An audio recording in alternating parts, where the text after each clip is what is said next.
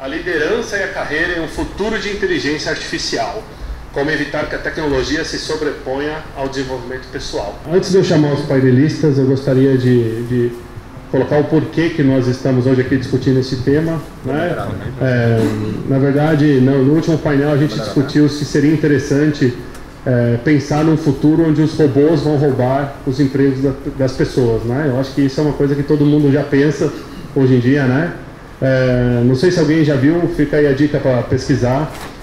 Tem um programa para computador e para alguns videogames que chama The Job Simulator, que é um programa que emula empregos antigos. Então, quem for do tempo antigo e quer saber, nossa, como é que era usar uma máquina de escrever, tem um programa lá que simula, um robô que simula para você como eram os empregos no passado. E a nossa realidade hoje, ela está ameaçada por esse tipo de programa, né? Quem sabe se daqui 30 anos os empregos e as carreiras e as funções que nós temos hoje, se elas não serão substituídas também aí por inteligência artificial. Falando em inteligência artificial, a estimativa aí da IBM é que em 2029 o Watson vai ser mais inteligente do que as pessoas e que em 30 anos qualquer dispositivo na nossa mão é mais inteligente que uma pessoa, seja um relógio, um telefone, um computador, ou seja, cada vez mais, menos o microfone talvez, que não vai ser tão inteligente, e cada vez mais a gente vê isso no nosso dia a dia, né? Então a gente já está vendo drones fazendo entregas em alguns lugares do mundo. Eu acho que todo mundo sabe que hoje, para uma empresa existir, ela tem que existir no telefone, né? Se ela não tem um app, ela não existe. Então é uma realidade que mudou aí nos últimos anos e ela tende a mudar cada vez mais. E para contar um pouquinho para a gente desse tema, eu vou chamar 3 painelistas hoje aqui. Iniciando pela Amanda Gomes. Amanda, que é a sócia fundadora da AMG Inovação. A Amanda desenvolveu treinamento de comportamento e liderança. Ela é idealizadora da mentoria de liderança Águia e também do programa Líderes para a Vida. A Amanda já trabalhou em mais de 20 anos em diversas empresas, como o Grupo Ultra, Carrefour, Alcatel, e hoje vai estar aqui com a gente com a primeira painelista desse programa. Amanda, seja bem-vinda.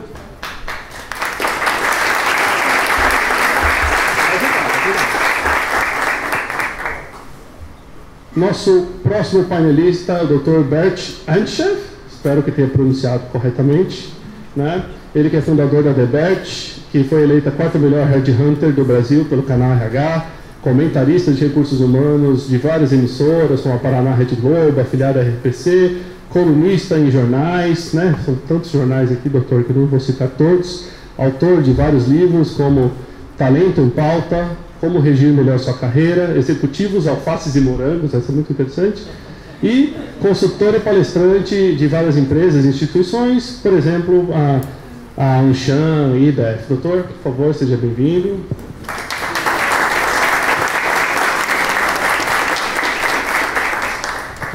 Last but not least, né? Professor Daniel Schneider, que tem uma carreira sólida aí no mercado. Em 1992, o Daniel criou uma das primeiras plataformas de comércio eletrônico do mundo. Ele tinha apenas 14 anos, bastante precoce. De lá para cá já trabalhou em diversos países. Hoje, além de ser um dos executivos da SEDA Executive Education e autor de livros como Pense com Calma e Haja Rápido, guia prático para decisões de impacto, ele é o âncora de um programa de rádio, Planos de Negócios, na Mega Brasil, e que futuramente estará também no programa E Futuro da Record News. Daniel, por favor, seja bem-vindo.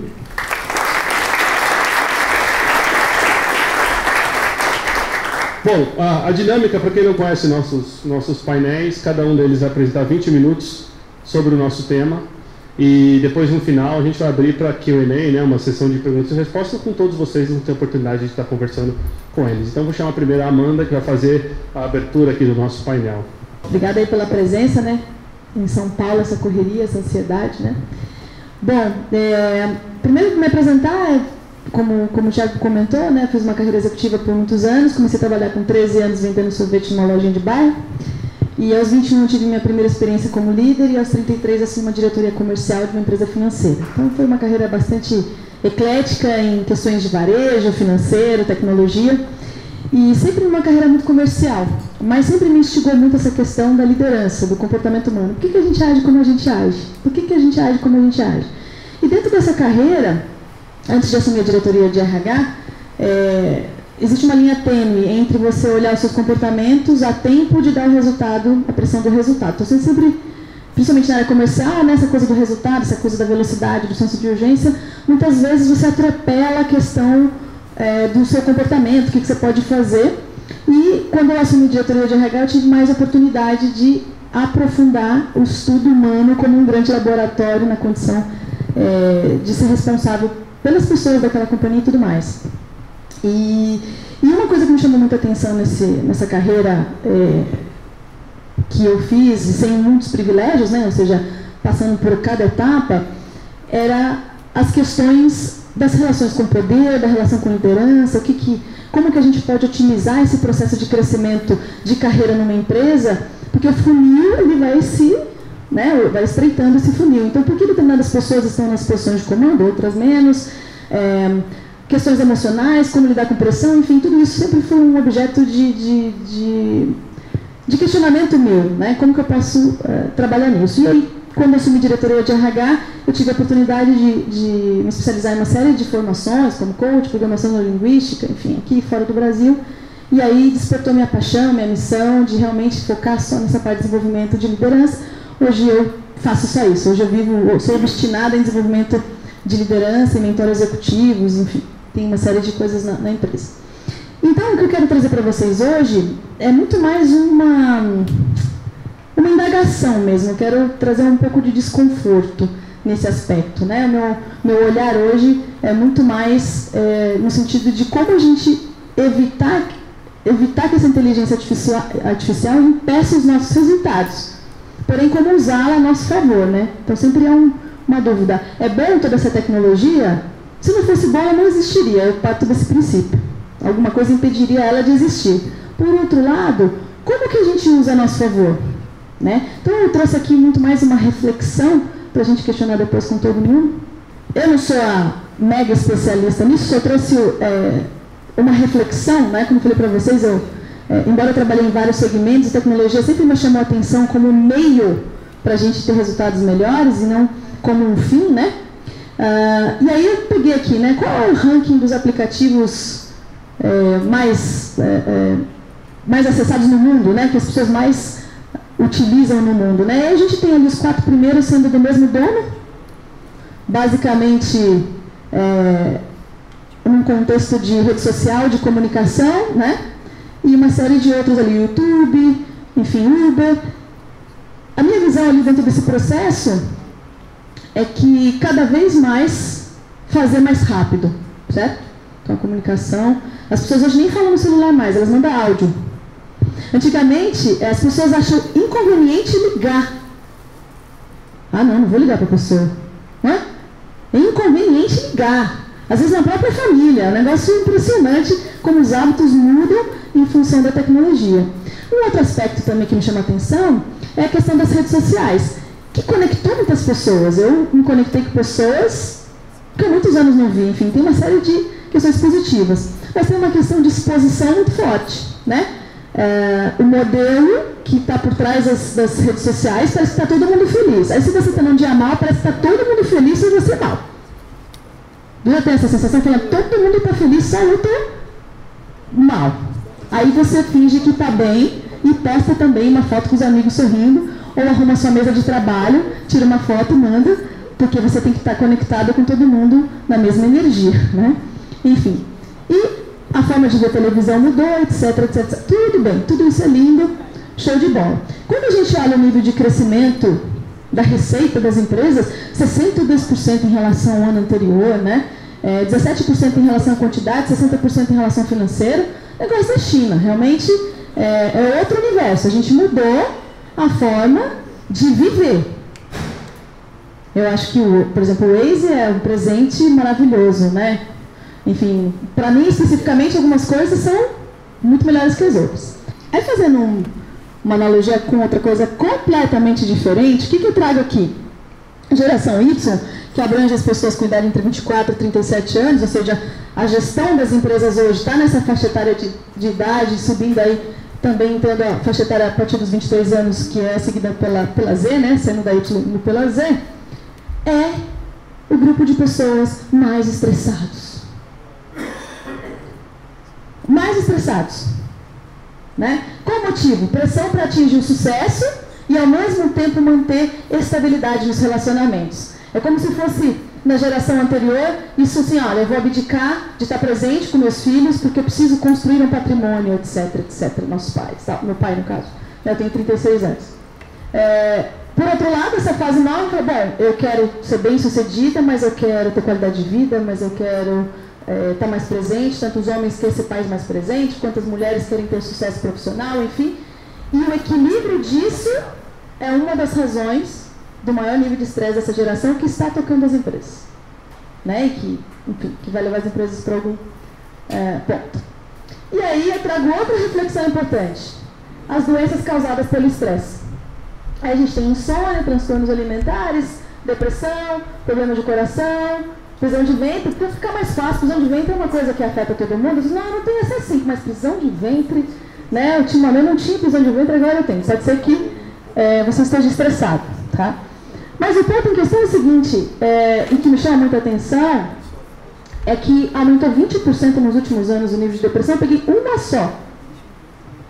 Eu falei, nossa, a gente tem uma evolução tecnológica absurdamente grande e, por outro lado, a geração que usufrui, que não sabe viver mais sem tecnologia, passa por problemas sérios emocionais. Então, será que existe um uso adequado dessa tecnologia? Não é questionar se ela é boa ou ruim. Eu acho que, no meu ponto de vista, não é nem questionar, ela é ótima. A finalidade pela qual ela existe é positiva. Mas como nós usamos? Como a gente a substitui, né? Substitui as nossas decisões, terceiriza a responsabilidade para a tecnologia. E isso é uma responsabilidade pessoal, né? E aí eu trago um comparativo entre inteligência emocional e inteligência artificial. Dentro da inteligência emocional, eu vou primeiro para a inteligência artificial, vou só confundir. Pela inteligência artificial, um pouco do que o Thiago começou na abertura, é criar algo de uma forma que possa realizar o comportamento humano melhor que o comportamento humano, certo? Fazer algo mais inteligente, né? Realizar melhor que o ser humano. Tá aí? Show de bola. Em contrapartida, a inteligência emocional é a capacidade de reconhecer sentimentos e lidar com eles. E aí eu quero ver a máquina que ensina isso. Qual é? Qual é a tecnologia que ensina a lidar com sentimentos e emoções? Vale $1 trilhão essa máquina, né?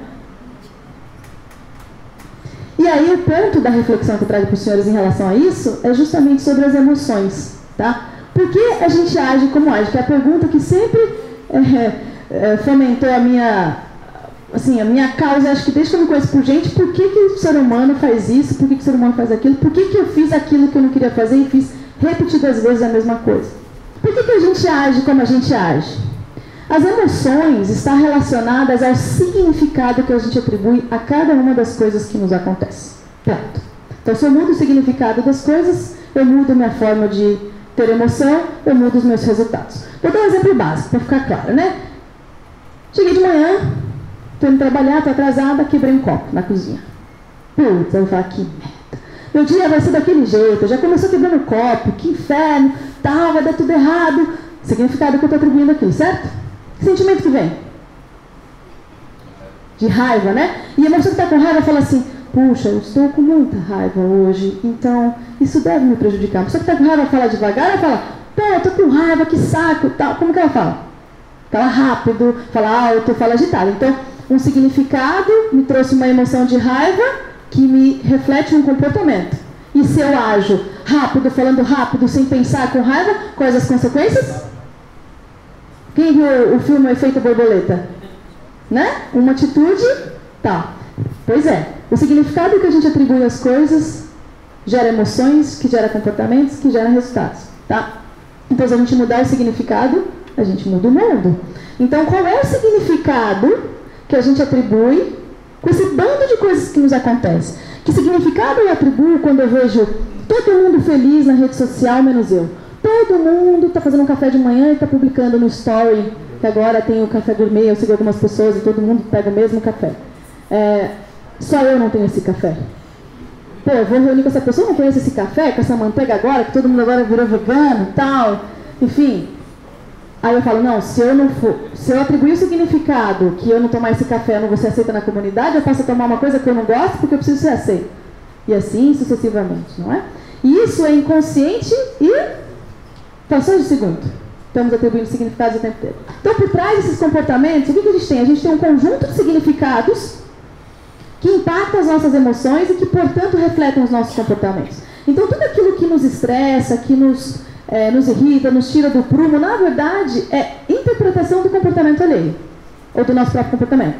Ah, eu estou no trânsito e tal, aí um sem noção passou na frente apressadinho.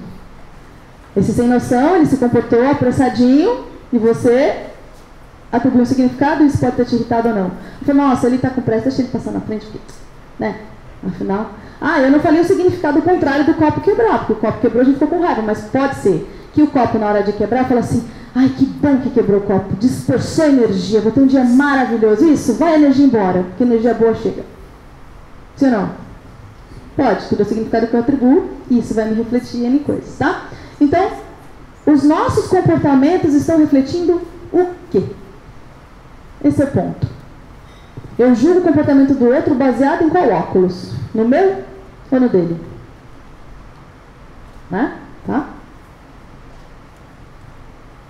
Mandinho, peraí. E aqui eu vou mostrar para vocês, eu faço análise de comportamento, né, como você dizer, na parte de análise de perfil comportamental, e eu faço atendimento a muitas pessoas. E a primeira coisa que eu faço é um raio-x do perfil dessa pessoa. E no meu sistema usando inteligência artificial, que consegue medir comportamentos, eu trouxe para vocês aqui 4 gráficos que eu uso, só para vocês entenderem quando uma pessoa está muito confusa, quando a pessoa não está muito confusa. E aí eu recebo essa pessoa e falo, temos uma questão ou não para trabalhar emocionalmente com essa pessoa.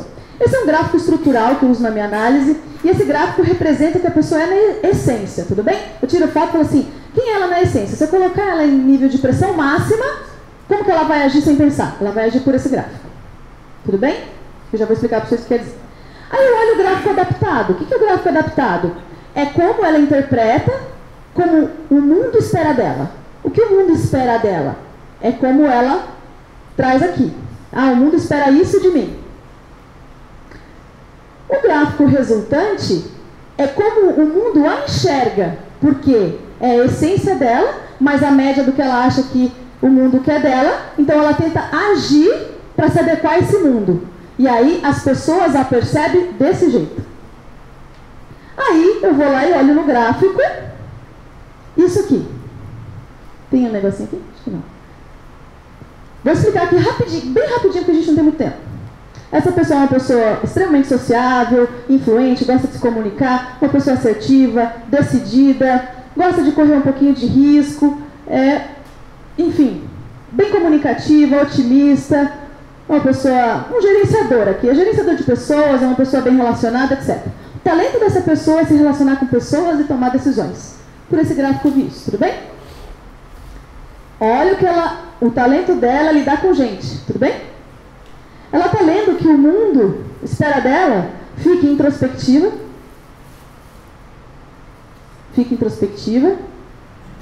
tenha menos determinação, seja mais passiva, foque absolutamente nos detalhes, algo que ela não é tão positivo, tipo regra e rotina. Ela enxerga que o mundo a percebe de um jeito completamente diferente do que ela é na essência. Aí ela vai tentar se adequar para ser aceita no mundo que ela está. Aí ela fica tudo na média, tudo na zona neutra. É aquela pessoa média, nem sobe nem desce, sabe? E média medíocre, certo? E essa pessoa sofre, mas ninguém vê. O mundo enxerga ela de um jeito completamente diferente do que ela é na essência. E julga ela por esse comportamento. E aí quando eu olho aquele gráfico de mudança, tudo que é talento da pessoa, ela entende que o mundo quer dela o contrário. Você acha que essa pessoa chega como para fazer o processo? Muitas vezes uma pessoa chega totalmente deslocada, achando que ela tem algum problema. Porque a média das pessoas que ela convive é diferente dela. Aí fala assim, Amanda, você tem que ser mais introspectiva. Não é o meu caso não, tá, gente? Eu vou dar só um exemplo, mas o meu gráfico não é esse. Mas vamos fazer um caso. Eu sou uma pessoa que gosta de conversar, tal. Imagina que eu convivo com pessoas tímidas. E que talvez o meu jeito de falar sobreponha, incomode, porque eu falo pelos cotovelos e tal. E aí eu começo a receber críticas. Amanda, você tem que falar menos, slow down, tal, não sei o quê. E aí eu escuto isso de um monte de gente. Aí eu começo a acreditar.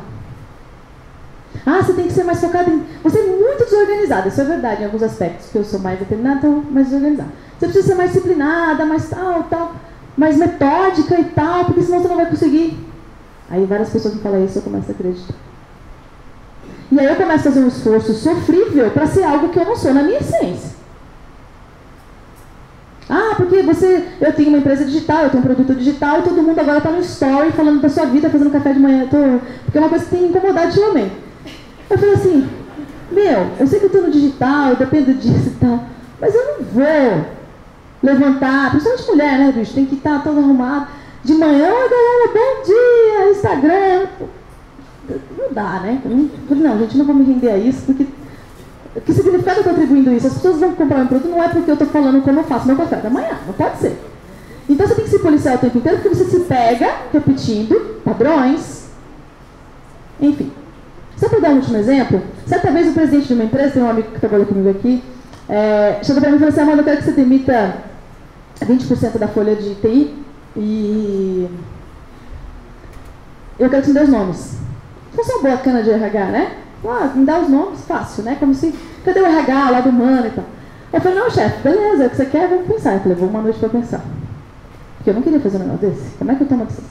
Enfim, resumo da OP, falei, vamos fazer uma análise de perfil comportamental de todo mundo da área? Eu falei, não, isso é balela, isso aí é filosófico, né? Imagina, tal. Deixa eu fazer o seu? 12 minutinhos aí eu já faço o seu rapidão. Ele, então tá bom, faz. Aí eu fiz o dele. Aí ele quis investigar a vida de todo mundo. É só fazer a primeira vez. Dá pra fazer de todo mundo? Dá. Aí vamos fazer de 40 pessoas. Resumo da ópera, gente. Eu falei, o que tá ruim na área de tecnologia? O que tá ruim é que eles não entregam prazos, tá muita bagunça, não tem concentração, tem muito erro, blá, blá, blá. Fiz análise de perfil de todo mundo. Quando eu olhei o estrutural das pessoas, o que tinha lá? Pessoas focadas em método, regras e procedimentos. Eu falei, nossa, mas o perfil da galera estrutural é perfeito. Quando ele é adaptado, a galera lendo que precisava do oba-oba, nada de regras, procedimento, nada disso. O que isso tem a ver com liderança, mano? Eu fiz o do líder. Fiz o diretor de TI. Deixa eu ver o do diretor de TI. Fiz. Qual que era o perfil estrutural do diretor de TI? Auto-influente, adorava comunicação, festa, dava conversar, não gostava de regras e procedimentos, não tinha paciência para validar o que a equipe estava fazendo. E a equipe falou o seguinte, bom, eu preciso manter meu emprego, para manter meu emprego eu preciso dar o que o chefe quer. O que o chefe está querendo aqui, eu tenho oba-oba, que eu gosto de conversar, ele não gosta de ver... Tá. Aí cheguei o presidente da empresa e falei, olha, você pode tomar uma decisão e reduzir, fazer tudo de uma vez. Você pode desligar o diretor de TI. Ou mudar ele de função. Mas ele não é o líder certo para a área. Não adianta você querer ter uma área de tecnologia com todo mundo super conversadores. Uma coisa ou outra, não dá para ser tudo, entendeu? Enfim, e essa foi a decisão. Faz sentido o que eu estou falando aqui em relação à inteligência emocional e tudo mais? Já, quanto tempo eu tenho? Acabou já? 2 minutos? Tá bom. Bom, e aqui, em síntese, depois se vocês quiserem ter mais detalhe, a questão das 6 necessidades humanas, que não pode se perder. Isso, fiz uma formação nos Estados Unidos, isso ficou muito forte para mim. O ser humano tem 6 necessidades humanas. Tem as primordiais, que é a necessidade de certeza, ou seja, eu preciso pagar minhas contas, eu preciso ter uma casa, eu preciso, enfim, meus filhos, preciso saber que meus filhos vão ter o mínimo, né? Quando a gente não tem essa necessidade material, muitas vezes a gente se associa à certeza espiritual, como se algo fosse preencher a nossa certeza, mas é uma necessidade humana, independente de classe social. Isso não tem a ver muito com Maslow, as pessoas pensam, porque hoje as pessoas passam fome, mas tem carro novo. As pessoas moram de aluguel, mas tem roupa de grife. Isso é uma incoerência com Maslow, né? Isso que não podia fazer, mas hoje a gente mudou tudo. Enfim, dá necessidade de certeza. Ao mesmo tempo, as pessoas têm necessidade de incerteza. O que é necessidade de incerteza? Eu preciso viver coisas novas, diferentes. Então tem gente que viaja muito, tem gente que muda de emprego sempre, tem gente que vai fazer academia, porque o ser humano precisa viver coisas diferentes para se manter vivo. A renovação de neurônios tem a ver com novas experiências. Por isso que a criança aprende muito, porque ela aprende brincando. E aí renova os neurônios, etc. Ao mesmo tempo, todo mundo tem necessidade de se sentir importante. Quem aqui não quer se sentir importante? Todo mundo quer se sentir importante? Por outro lado, a gente precisa sentir amor e conexão? Precisa me sentir amado? Preciso amar? Pensando em patologia, alguém que é sociopata tem um animal de estimação? Nada contra isso, mas eu estou dando exemplos extremos. Já viu o vilão da novela que tem um gatinho? A simbologia clara diz que a pessoa mais ruim do planeta tem um gatinho. Chama mimimi, né, gatinho. Beleza. Isso são as necessidades primordiais. Porém, elas isoladas não trazem felicidade. Mas a gente acha que só. As outras duas é crescimento, eu estou crescendo como pessoa, eu estou evoluindo como pessoa, e outra, eu estou contribuindo. Se eu partir dessa vida amanhã, pelo que eu vou ser lembrado? Essas são necessidades humanas, independente do estágio de vida. Varia a intensidade em função da idade.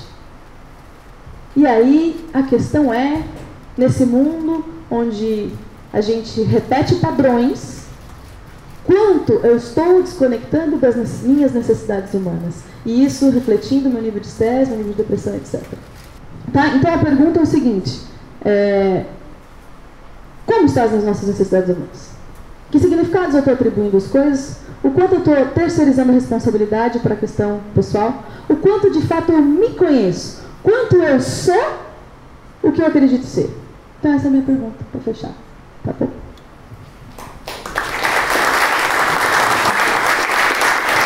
Me mandaram primeiro para Campinas, depois de Campinas São Paulo, depois de São Paulo Porto Alegre volta para Curitiba, de Curitiba Aracaju, Aracaju Salvador, Salvador Rio de Janeiro Recife. E lá em Recife aconteceram dois fatos que influenciaram definitivamente a minha carreira, que a gente vai falar sobre isso.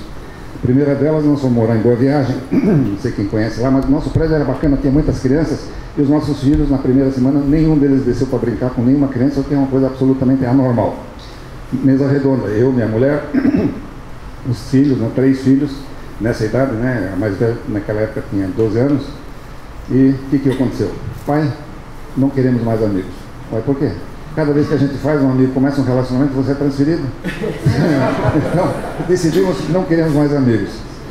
Minha mulher olhou para mim assim, e disse, olha, Berto, bem calma, assim, você ouviu bem o que você falou aí? Ouvi, claro que ouvi, sim. Então eu quero informar você, com a maior calma do mundo, quero informar você que a nossa transferência para Recife foi a penúltima. A última será para Curitiba. Você entendeu? Claro, meu bem. Entendi, sim. Foi muito legal isso. Bom, e a segunda, um ano depois, recebi uma proposta para ir morar em Londres. Claro que aceitei, na hora. Cheguei em casa todo entusiasmado, né? Miriam, senta aqui. Olha, os nossos filhos vão estudar na Inglaterra. Vamos receber em libras. País está aí do lado. A Alemanha também. E não sei o que, não sei o que, não sei o que. E ela quietinha. Terminou bem, terminei. Não vou. Como não vai? Não vou. Isso foi numa sexta-feira. E aí eu tentei de tudo, viu? Ameaça, chantagem, sedução. Fiz um desfile de cuequinha para ela.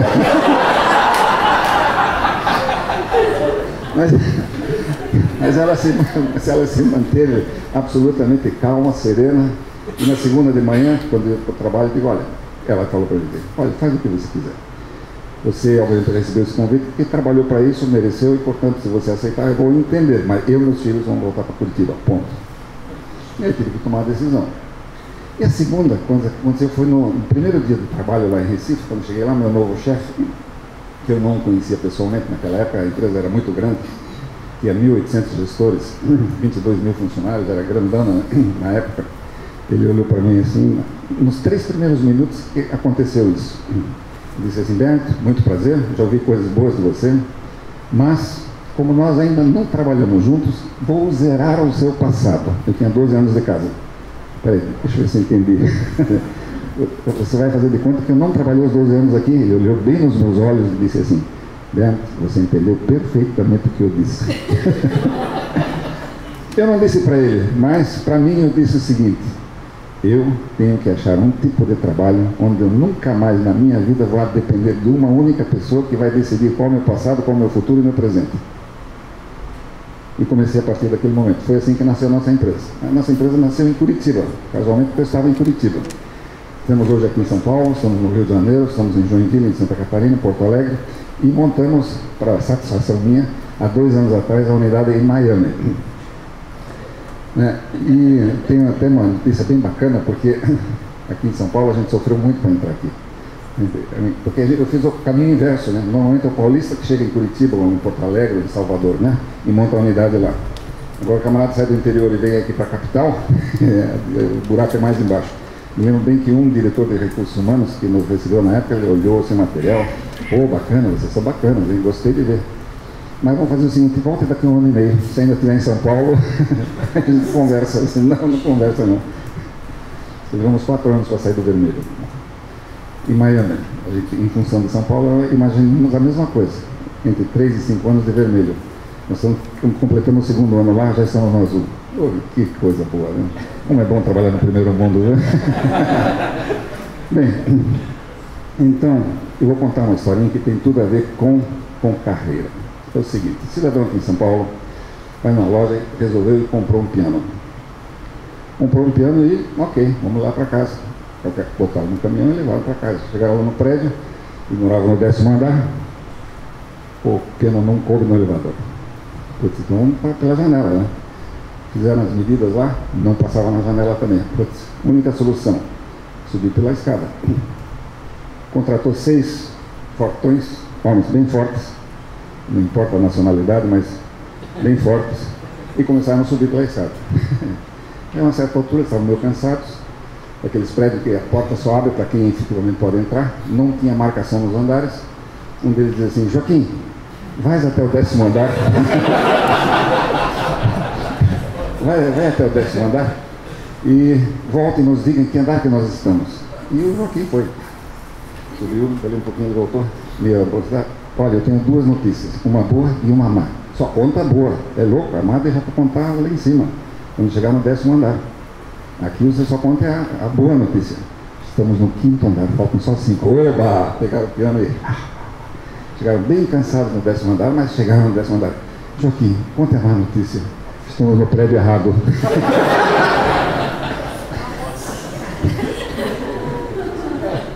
O que tem a ver com carreira? Imagina o camarada começar aos 18, 20 anos, pensar numa carreira, e aí chega aos 45, 50, 55, 60 anos e diz, putz, estou no prédio errado. Tem tudo a ver, né? Então, eu vou contar um pouquinho daquilo que eu acho que é o nosso contexto atual. Segundo o IBGE, Brasil, em janeiro, chegou aos 204 milhões de habitantes. Disso aí, considerada força de trabalho, pessoas de 16 a 65 anos de idade. É metade da população, 50%. São 102, 103, 105 milhões de pessoas aptas para o trabalho. Disso aí, dessa conta, nós temos que retirar 13 milhões de funcionários públicos que o Brasil tem. Eles, na verdade, não vivem em outro planeta, né? Eles estão aqui, mas não vivem aqui. Né? Disso aí, nós temos que tirar mais 13 milhões de desempregados. Então, a gente tem uma força de trabalho de aproximadamente 80 milhões de pessoas que estão no trabalho. Disso aí, nós temos que tirar mais ou menos 20 milhões daquilo que eu chamo de artesãos. Artesão não é só o artista que pinta, não. Mas um dentista é um artesão. Um engenheiro que trabalha sozinho é artesão, ou um médico é artesão. Então, essas pessoas, eles não têm empregados, não são empregados de ninguém. Eles são o tal do MEI, né, que vocês conhecem, né? Então, a gente tem alguma coisa como 60 milhões de pessoas empregadas, não quer dizer necessariamente com carteira assinada, mas pessoas que estão trabalhando. Se a gente imaginar que vamos zerar essa conta dos 13 milhões de desempregados, nós teríamos que gerar, para zerar isso em 13 anos, 1 milhão de empregos todo ano. Mas isso não é suficiente. Por que não é suficiente? Porque todo ano entram mais 2 milhões de jovens no mercado de trabalho. Quer dizer, o Brasil, para resolver o nosso problema de emprego, de carreiras, etc., aqui, nós precisaríamos gerar 3 milhões de empregos por ano. Todo mundo já deve ter visto a notícia que agora em outubro, né, nós geramos 70 mil empregos. 74 mil e alguma coisa. Mas só repusemos de 2016, onde nós destruímos 73 mil empregos. Então, eu percebo que estamos em recuperação, claro que estamos em recuperação, mas ela será mais lenta do que a gente possa imaginar. Até porque crescer 3 milhões de empregos, nós teríamos que crescer a taxas chinesas. 7, 8, 9% ao ano, o que não me parece viável, pelo menos no curto prazo. E quando eu falo curto prazo, estou falando 4, 5, 6, 8 anos. Isso é curto prazo para o país. Né?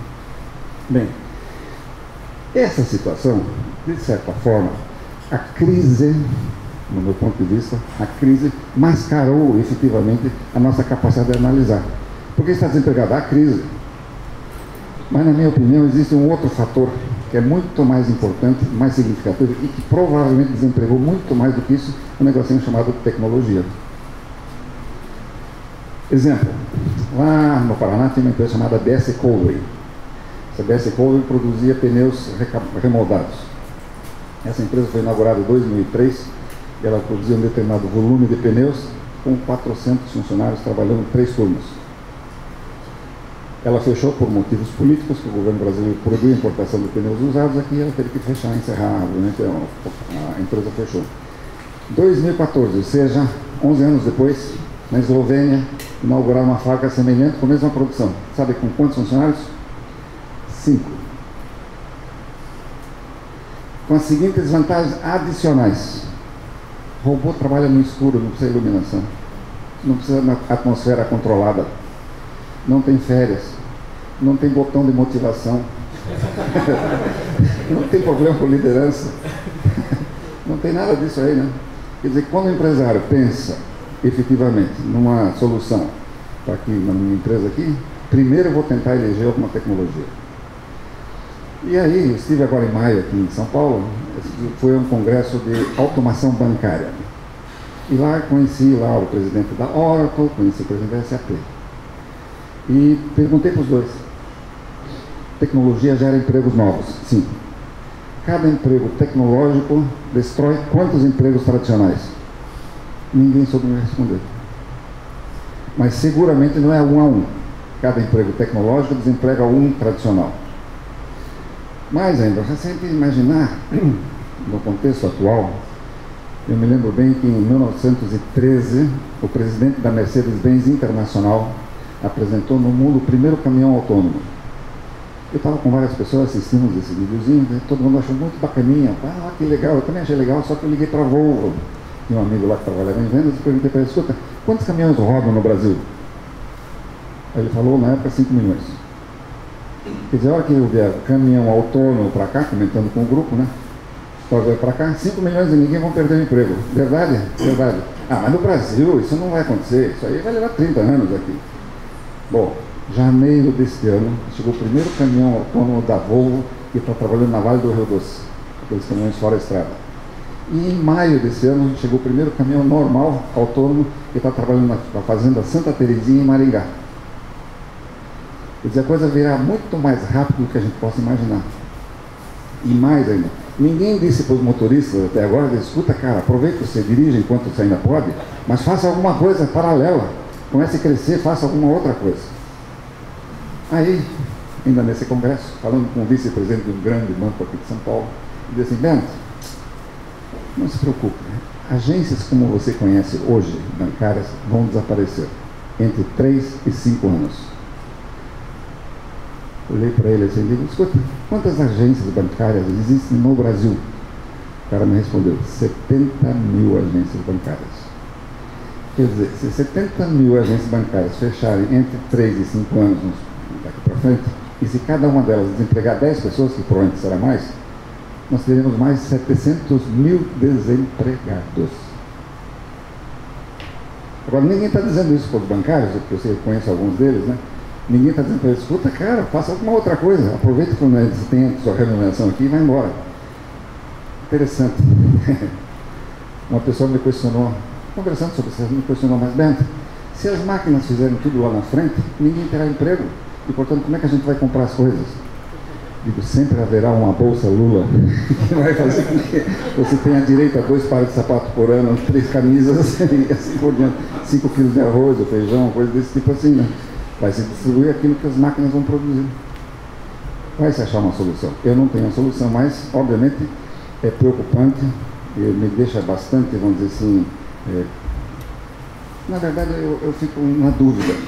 Como ela falou, gostei muito que falou, a tecnologia é ótima, claro que é ótima, mas até que ponto e até onde ela irá? Bem, obviamente que ela vai afetar algumas coisas. Não é só possível. Então, segundo o Ricardo Amorim, a inovação vai afetar mais quais as principais áreas que vão afetar, obviamente, a nossa vida no dia a dia. Primeira delas, inteligência artificial e robotização. E aí vai todo um elenco de situações que estão ocorrendo aqui que a gente pode perceber que elas vão mudar radicalmente o nosso mundo. Agora, a grande pergunta é: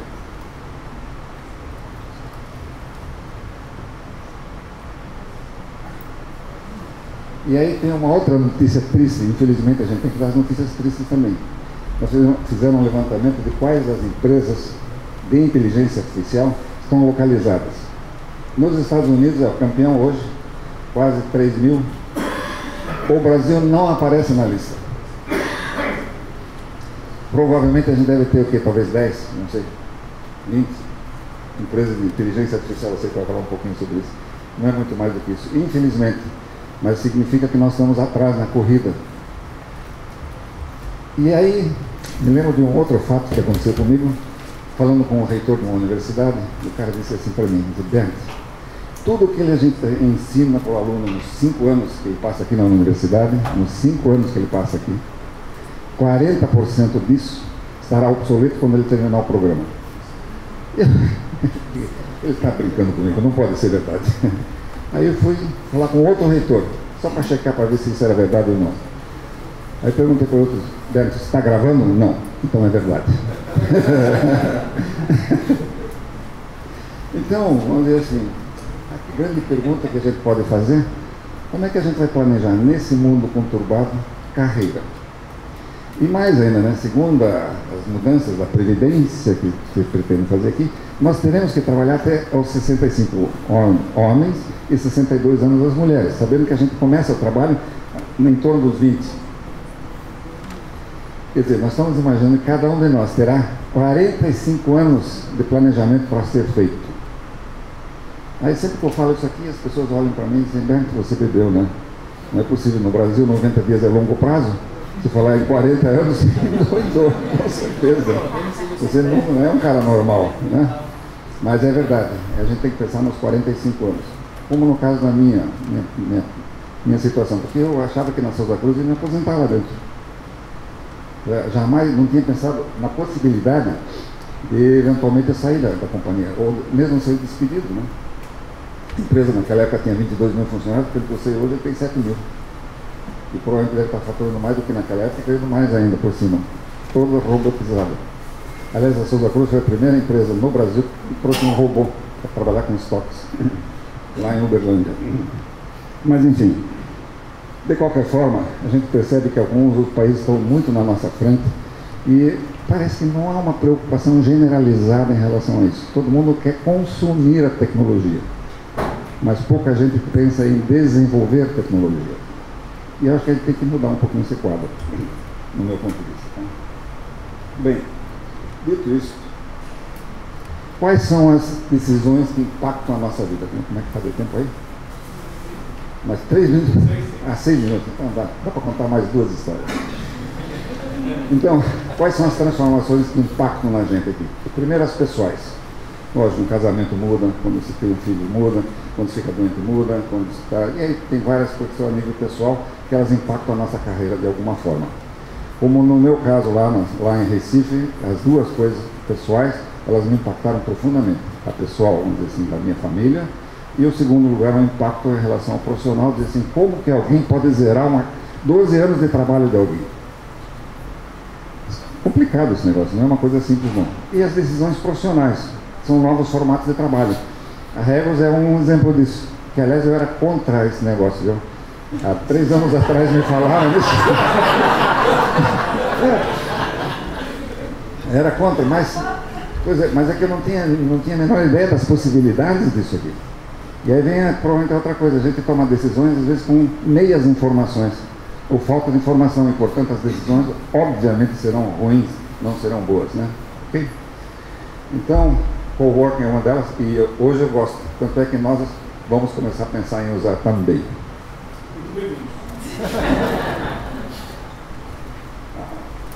Bom, quais são os segmentos que serão profundamente afetados por essa tecnologia?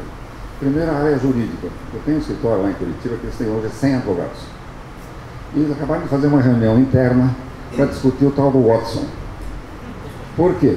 Porque, segundo o Morgan Bank americano, o Watson, ano passado, conseguiu economizar 200 mil horas de advogado para o banco.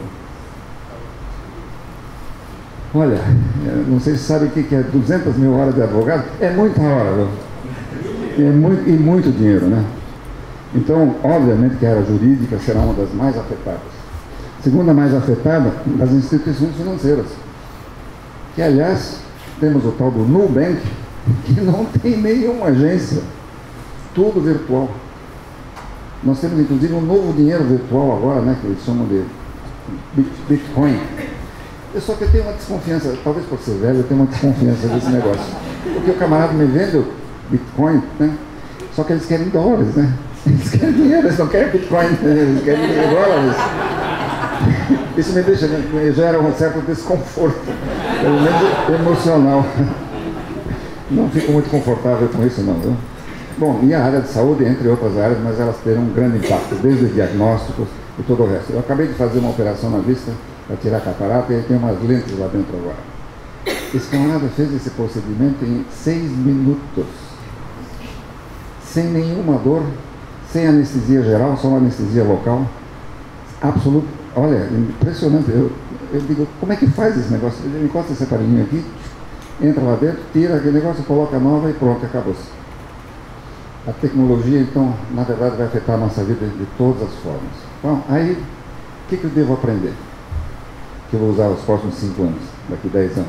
O que eu devo fazer? E é uma situação complicada, não é uma situação fácil. É bem complicada essa situação. Então, como é que a gente começa? Vamos lá, que senão meu tempo acaba. Começa fazendo uma análise SWOT pessoal, em relação a você.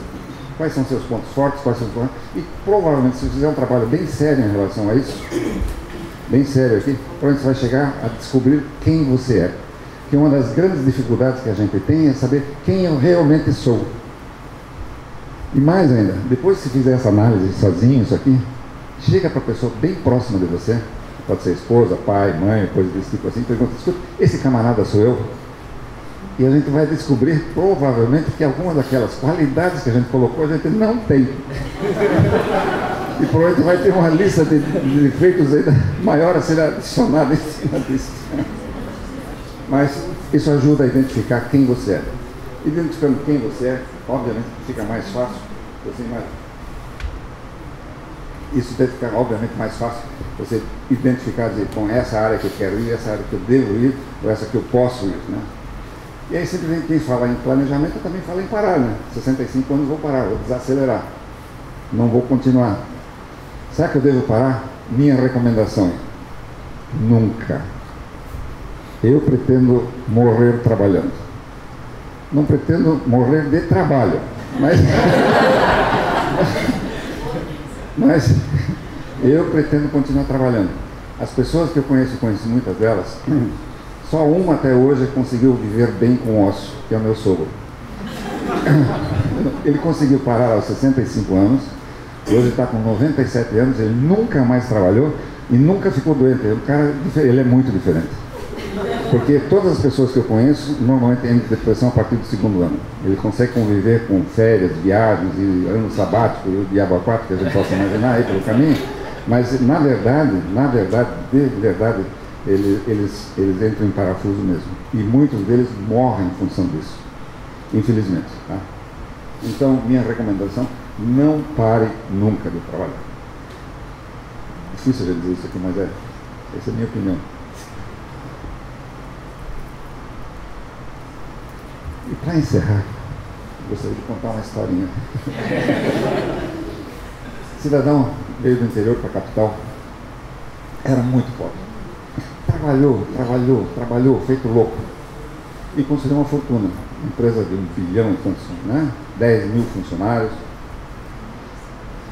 E um dia ele estava em casa, fazendo a barba, olhou-se no espelho e percebeu que tinha envelhecido. Putz, estou velho. E se eu morrer, o que vai acontecer com os funcionários, com as famílias deles? Eu só trabalhei na minha vida, não casei, não tive filhos. O que vai acontecer comigo? E ficou com essa preocupação algumas semanas, até que já sei. Vou fazer um teste com os meus executivos e aquele que se sair melhor fica com tudo. Levou mais algumas semanas para pensar que tipo de teste que ele faria e avisou os executivos: sábado, lá na minha chácara, tal lugar, assim, meio-dia, nós vamos fazer um teste. E o teste vai com esse objetivo, assim, claro, todos eles ficaram super entusiasmados, né? Uma dessas eu levo, né? Cheguei lá todo entusiasmado. Meio-dia, todo mundo chegou antes do meio-dia, claro. Ninguém queria chegar atrasado, né? Chegaram lá na hora direitinho, uísque, bebida, vinho, churrasco, todo aquele negócio, 3 horas da tarde, hora do teste. Juntou o pessoal aqui na frente e dizia assim: hora do teste. Como vocês sabem, atrás desse muro tem minha piscina, ela é olímpica, que eu uso para natação e meus exercícios. O teste é extremamente simples. Aquele que entrar de um lado e sair do outro lado mais rápido, fica com tudo. 1, 2, 3, já. E não deu tempo para ninguém pensar, e todo mundo saiu correndo. Mas quando chegaram perto da piscina, estava assim de jacaré dentro da piscina. Aí, e o velhinho olhando a turma, né? E ninguém se jogou, né? O velhinho, puxa vida, não está aqui o meu executivo. Não está aqui, infelizmente. Não é um desses aqui. Virou-se e começou a andar. Ouviu-se um barulho, tchum-bum. Alguém, por alguma razão, tinha entrado na piscina. Ele foi correr, chegou ao lado da piscina, não dava para ver que o cara já estava lutando com os jacarés, né? Estava dando beliscão, rabo de jacaré, levando dentada de jacaré ali, patada e aquele negócio, mas passado algum tempinho o cara conseguiu sair com vida do outro lado. Já tinha enfermeiro esperando, enxugaram direitinho, o velhinho correu ao lado. Meu filho, parabéns, tudo que eu tenho é seu, eu não quero nada. Mas como não quer nada? Tudo que eu tenho é seu, eu não quero nada. Escuta, eu vou adotar você. Tudo vai ser legalmente transferido para você como se fosse de você mesmo. Eu não quero nada, só quero saber quem me empurrou.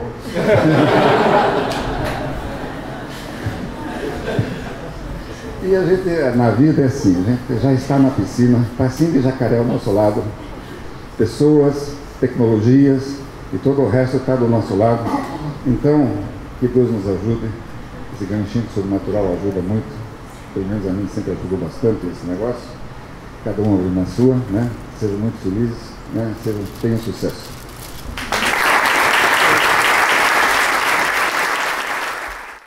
Muito obrigado, boa noite. Eu percebi que o Thiago estava olhando o teu slide lá com o número de 100 milhões de funcionários e estava contando na mão quantas réguas ele precisa abrir para botar todo mundo aqui dentro. Bem, o que muita gente pensa sobre inteligência artificial é isso, né? Ela vai tomar nosso trabalho, ela vai tomar nossa vida e é sobre essas questões negativas. Então essa é a Sofia. Sofia é um humanoide, não sei se vocês conhecem ela, depois botem o nome de Sofia no YouTube e conheçam a Sofia. Ela é um robô de inteligência artificial. E eu estava pensando aqui com um amigo que aqui está presente, que em questões de anos, para vocês verem que tecnologia é uma questão de perspectiva, eu não vou precisar da minha sogra, porque a Sofia vai poder fazer todas as funções que ela faz, então eu vou poder sair para cinema, etc. E não vou ter que pedir favores. Eu acho que o primeiro grande ponto na escalada de inteligência artificial foi o Diplo 2, na verdade o Diplo 1, Kasparov conseguiu ganhar do Diplo 1, mas o Diplo 2 foi que ele ganhou do melhor jogador do mundo de xadrez. Eu fui executivo da IBM, então eu tive acesso a um pouquinho de informações privilegiadas. O Diplo realmente venceu, mas ainda não foi tão bom bastante, né? Então essa tecnologia continuou avançando. E aí veio em 2011 no jogo Jeopardy, que é um jogo de perguntas, né, mais ou menos como quem quer ser um milionário, esse tipo de jogo, que ele ganhou. O Watson venceu dos 2 maiores vencedores desses tipos de jogos, e isso já começa a entrar realmente numa área bem mais delicada, ou seja, computadores que conseguem se sobressair às pessoas mais inteligentes, e não aquele trabalho mecânico que a gente tinha visto. Porque até então, quando a gente fala de computação, essa questão de computadores ou máquinas vão tomar nossos trabalhos, a gente escuta isso desde 1800, né? Isso nunca ocorreu. O número de cavalos dos Estados Unidos diminuiu entre 1915 de 22 milhões, que eram as carroças, para 5 milhões em 1960. mas as pessoas não perderam o trabalho. O ATM disponibilizou que mais pessoas fossem abrir mais bancos, então as pessoas foram reusadas e não teve esse problema. Mas, de repente, quando um computador começa a se sobressair das capacidades cognitivas do ser humano, isso levanta algumas perguntas legítimas sobre esse problema. E aí teve um novo avanço, que é da empresa filial da Google na Inglaterra, a DeepMind, onde é um jogo chamado Go. Go é o xadrez que é jogado na China e em alguns países da região. É um jogo de 19 por 19, né? E ele é interessante porque o número de possibilidades nesse jogo é mais ou menos 10 por 170, ou seja, você tem mais possibilidades nesse jogo do que a quantidade de átomos no universo, muito mais do que a quantidade de átomos no universo. Então, um jogo extremamente complexo, e será que o computador ia ser capaz de ganhar? Então, teve o AlphaGo contra o Lee Sedol, que é um dos melhores do mundo, e ele perdeu por 3-1. E eles falaram, não, mas acho que dá para fazer esse jogo ainda melhor. Como funciona a inteligência artificial? Você geralmente tem o que se chama training set. Você tem que pegar um histórico de jogos, ele estuda aqueles jogos, ele desenvolve modelos estatísticos com base nesse passado, e ele aprende a jogar com base nisso. Então falaram, a gente vai criar o AlphaGo Zero, que ele não vai pegar nada do passado, ele vai começar a jogar, vai aprender dos próprios erros, e com os próprios erros ele vai aprender a jogar. O AlphaGo Zero consome muito menos energia, menos força computacional, e botaram ele para aprender. Demorou para ele 48 horas para ele vencer o campeão do mundo, o Kang Ji, e ele ganhou do AlphaGo 100-0. Então, ele já tem um nível que nenhum ser humano é capaz de vencer. O que foi muito interessante nesse caso é que o Sr. Ke lá, que é o campeão mundial, ele estudou como ele perdeu e ele descobriu várias técnicas que nenhum ser humano sabia de como jogar, e ele foi jogar com outros seres humanos. Ele ganhou de 20-0, 20 partidas diferentes com os melhores do mundo, usando técnicas que ele aprendeu. Então, ou seja, as máquinas podem também ensinar o ser humano, e não é uma questão de uma direção. Esse é o principal ponto que me deixa preocupado quando a gente fala de máquinas, né? Então, a gente fala aqui dos Estados Unidos, a gente vê a produtividade do trabalho, que quando ela vem crescendo desde os anos 50, que é a linha cinza, né? E o PIB per capita vem subindo, teve uma caída por causa da crise em 2008, mas continua razoavelmente subindo. Mas aí você vê a linha verde, que mostra o número de empregos que as empresas privadas estão criando. Você vê que elas não estão conseguindo mais criar trabalho, não está valendo a pena mais criar trabalho contratando gente. E isso é uma mudança de uma tendência que já vem há mais do que 100 anos. E a gente vê a parte azul, que é a parte mais séria, é que a receita mediana das famílias americanas está estagnada, ou seja, não está aumentando. A produtividade está aumentando, ou seja, quem está rico está ficando cada vez mais rico, mas a mediana, aquele que 50% das famílias são menos ou 50% são mais do que aquele número, não está aumentando. E isso realmente é muito sério. Quando a gente olha homem contra máquina, então tem os estudos de Oxford e de Yale, que mostra como cada profissão vai ser substituída por uma máquina, né? Então, as boas notícias é que por Oxford vai levar entre 100 a 150 anos para que a gente seja completamente substituídas pelas máquinas. Mas aí, dependendo da profissão que você está exercendo, pode levar bem menos também, né? Então, depende muito do que você faz. Por acaso ou não, eles determinaram que programadores de sistemas de inteligência artificial vão ser os últimos. A pergunta é se eles estavam sendo objetivos quando eles fizeram esse estudo. E o que a gente vê claramente é o nível da desigualdade aumentando, e o que fortalece a questão que aquelas empresas que são produtivas precisam cada vez menos de gente, começam a lucrar mais e muito mais, e aumenta a desigualdade. A desigualdade em si, ela não é um problema. Assim, se você está pegando as pessoas mais pobres e deixando elas mais ricas comparadas do que ela era, isso não é ruim. Mas a questão é que, se realmente elas perderem trabalho, isso não vai acontecer em paralelo. Vai ser aumento da desigualdade do ponto de vista negativo dela. né? E quando a gente pergunta a pessoas, conforme o nível acadêmico delas vão subindo, se ela tem bacharelado, mestrado, doutorado, etc., como ela sente as necessidades dela de treinamento, conforme você vai subindo nessa hierarquia de conhecimento, mais você acha que você precisa se reciclar o tempo inteiro. Então, mostra essa dificuldade de você... o que eu sempre falava, eu comecei como programador aos 14 anos de idade, e quando eu deixei de ser programador e me perguntaram por que eu estava deixando de ser programador, se era uma coisa tão, com tanta demanda, eu falei, é muito difícil você estar numa profissão que a cada 1, 2 anos, tudo que você sabe você tem que jogar no lixo e aprender uma coisa nova. Eu comparei isso na época como ser um professor de matemática na escola, que ele consegue começar a carreira e acabar a carreira dele com o mesmo nível de conhecimento, ensinando aquelas mesmas coisas. Então, cada vez está mais difícil você achar profissões que têm essa característica. Cada vez mais está tendo essa mudança. Um outro ponto que é sério, né? Então a gente mostra aqui novamente que os produtos manufaturados você consegue melhorar a performance deles, idem por causa das máquinas, mas as atividades e trabalhos na área industrial estão caindo, em geral, nos Estados Unidos. E aqui um ponto do Trump, né, que está vindo com essa política americana de fechar as fronteiras e do protecionismo americano.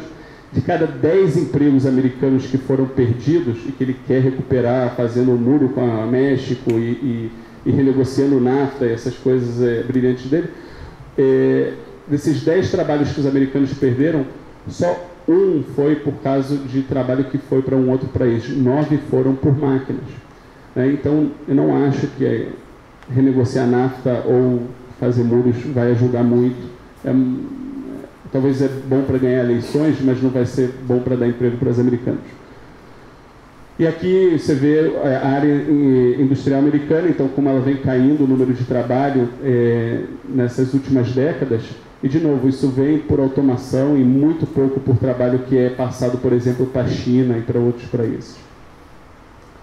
E esse mais um gráfico, daqui a pouco todo mundo vai começar a chorar, né? Porque todos os gráficos estão muito positivos, né? Aí no debate a gente tenta falar das coisas boas. Isso é um gráfico que mostra, depois de cada crise que teve, quanto tempo demorou para se recuperar dela, ou seja, voltar a contratar. E o ponto aqui que chama muita atenção seria a linha marrom e a linha vermelha, porque são as duas últimas crises, praticamente, e você vê que está demorando depois de cada crise, voltar a criar empregos.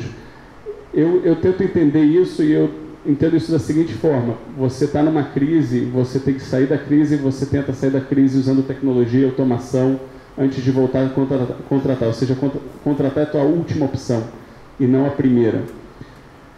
Como a gente viu a crise de 2008, como ela foi séria e significativa, né? E aqui um outro gráfico que traz bastante preocupação. Se vocês veem do lado esquerdo, porque o gráfico foi cortado, então não dá para ver muito bem, mas isso é o número de bancos nos Estados Unidos que vieram fechando ao longo desde 1985 até hoje. Então existiam lá para casa de mais do que 15 mil bancos nos Estados Unidos, e vocês veem como rapidamente estão fechando bancos. Eu não estou falando fechando agências, estou falando bancos inteiros que estão ou estão sendo comprados ou literalmente estão quebrando ou desaparecendo. Então, e essa é uma pergunta muito grande que eu tenho a fazer. Pelos dados que eu analisei, a razão desses bancos estarem fechando é a internet. Ou seja, a gente entende que com o acesso à tecnologia não precisa tanto os bancos, porque um banco pode atender diversos locais. Mas se isso é uma tendência que vai além de bancos, então será que a gente precisa só de 2, 3 seguradoras no mundo? E será que, como o fundador e presidente da Udacity, que é um MOOC, Massive Online Courses, é uma universidade dessas da internet, que fala que em 50 anos vão ter talvez 10 universidades. Então aqui a gente vê o número de universidades que veio ao longo dos últimos 1000 anos, né, como subiu o número de universidades, e a pergunta é se isso vai seguir a tendências dos bancos americanos, né? E isso é muito sério porque isso, além do emprego, né? Então, cada vez menos opção de emprego, porque vão ter menos empresas, isso você entra também na questão da concentração de poder de certas empresas e da capacidade delas de definir o preço, de ter uma inflação e de aumentar a desigualdade. Agora vocês podem enxugar os olhos. Aqui é o número do lado esquerdo, né? É o número de investimentos em valor em empresas de economia compartilhada. Então, soluções como Uber, Airbnb, etc. Então, a gente vê que cada vez mais está crescendo o investimento nessas áreas, né? Então, em 2013, a gente está vendo 117 empresas, quase todas americanas, né, no valor de acima de 1,5 bilhões de dólares. O que a gente tinha já visto, que quase todas essas empresas, aqui eu pergunto, né, cadê o Brasil? Agora, o mais interessante aqui nesse gráfico do meio, que já foi mostrado aqui, é o caso de Israel. Então, olhem que todos os países aqui são realmente países grandes, são dos maiores países do mundo. Estados Unidos, China, Índia, Canadá, né, Alemanha, França, Espanha, são países muito grandes. Aí tem Israel. Israel é menor do que o Rio de Janeiro, tem uma população de 8,5 milhões de habitantes, menor do que a do Rio de Janeiro. E se ele consegue estar no mapa, como a gente tem a desculpa que um país de 204 milhões de habitantes, com a quinta maior dimensão, nem aparece no mapa. Então, uma pergunta aí para todos vocês. E aqui a gente vê o número de registros de patentes de inteligência artificial, e novamente, o Brasil, como se nada disso existisse. Parece que talvez, né, uma explicação quando nossos políticos estão preocupados em não serem presos, então a gente deixa a educação de lado, o investimento em pesquisa e desenvolvimento, que é o motor de uma sociedade. Investimento no futuro, então, aqui falando um pouco já do mercado de trabalho, que a gente está vendo cada vez mais o mercado que se chama online outsourcing, né? Sites como Fiverr, Freelancer.com, Uptime, GetNinjas no Brasil. Então você vê que cada vez mais temos mais empresas e mais investimentos nessa área de freelancing e microwork. Microwork é mais ou menos 10% do mercado desse que se chama OO, né? Online Outsourcing. Esse mercado hoje está mais ou menos em 5 bilhões de dólares, que inclui tudo que é consumido nesses sites de terceirização online, né? Então, o microwork são aqueles trabalhos que não exigem algum estudo, alguma área de estudo. Então, por exemplo, quando você entra na Amazon e você vê um produto, algum ser humano verificou que aquele foto daquele produto bate com a descrição do produto. Parte disso é feito por inteligência artificial e parte disso é feito por um ser humano para ver que não tem erro do algoritmo da inteligência artificial. Esse trabalho é feito por alguém que não precisa ter estudos prévios. Então isso chama microwork. Então a gente vê que ele vem crescendo também, mais ou menos e ele corresponde a mais ou menos de 10% do freelancing. O freelancing na internet ele é ainda quase todo voltado à tecnologia, programadores, web designer, né, esse tipo de coisa, e está cada vez mais expandindo. E a estimativa é que a gente chegue até mais ou menos o ano de 2020, para esse mercado se estima que ele vai chegar a 25 bilhões de dólares, ou seja, ainda pequeno ao lado do mercado de trabalho global.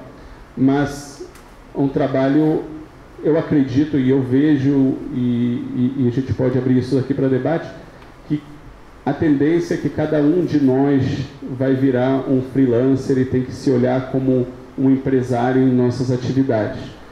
Botar nosso currículo nesses sites e disponibilizar e falar quais são os serviços e microserviços que a gente está disponibilizando. E isso vai ser cada vez mais, eu acho que a tendência. Então, finalizamos por aqui. Então vamos abrir para as perguntas de vocês. Muito obrigado.